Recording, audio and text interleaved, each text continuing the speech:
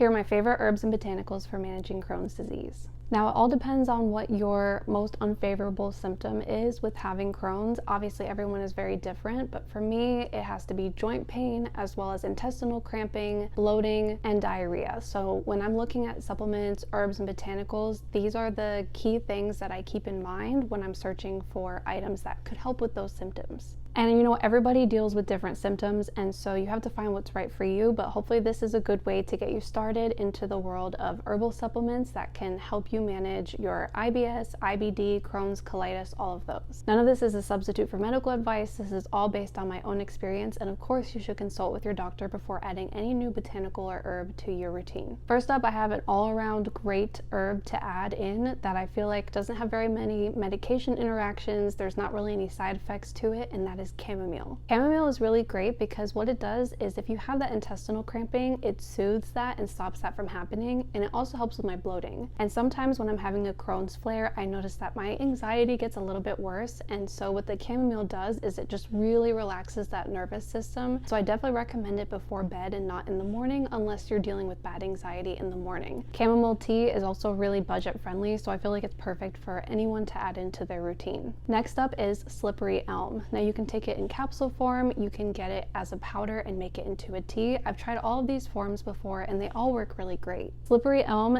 think of it like literally slippery, like a lubricant kind of, that's going to help your intestines and protect your intestines and allow that mucosal lining to build back up again, which is typically damaged when you have Crohn's disease. It's very soothing, should be consumed on an empty stomach before you consume anything else, and I like it in tea form the best. Next up, that's very similar along those lines, is going to be marshmallow root. Marshmallow root is also really great for fortifying that stomach lining as well as your intestinal lining, and again should be consumed on an empty stomach. And if you can find a tea with both slippery elm and marshmallow root, that's kind of a 2-in-1, and that would work really well. Now they don't taste the best, I will say that. They definitely taste very earthy and herbal, but for me I like that flavor, and so I like taking them. Next up is plantain leaves, and plantain leaves is one that I hadn't heard of until I talked with a massage therapist who told me about plantain, and plantain leaves are really great for relieving discomfort. There's actually a supplement that I have that has literally all of those herbs I just mentioned, and it's by Nature's Sunshine. Never paid, never sponsored. I just got this from a local vitamin shop,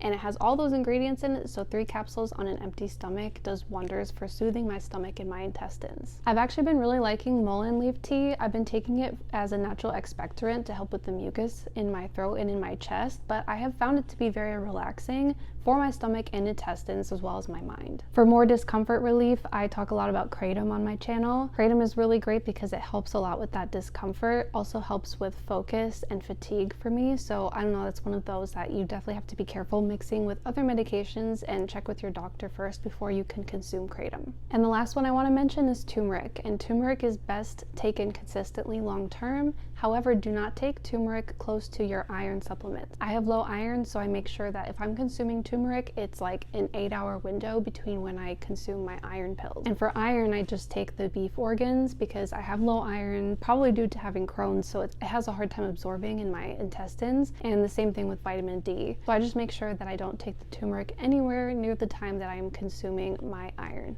And when you take turmeric consistently for a long period of time, it can be really beneficial for just lowering that inflammation that's kind of present everywhere in your body. If you also have joint pain like I do when I have a Crohn's flare, it can be especially beneficial for that. Let me know if you want to hear about more botanicals, herbs, and supplements. I could mention a few others like aloe vera and L-glutamine, but I have found through trial and error which ones have worked best for me, and the ones I mentioned in the video definitely work the best for my body and my needs. Remember, we are all botanical queens, and I'll see you soon in the next video.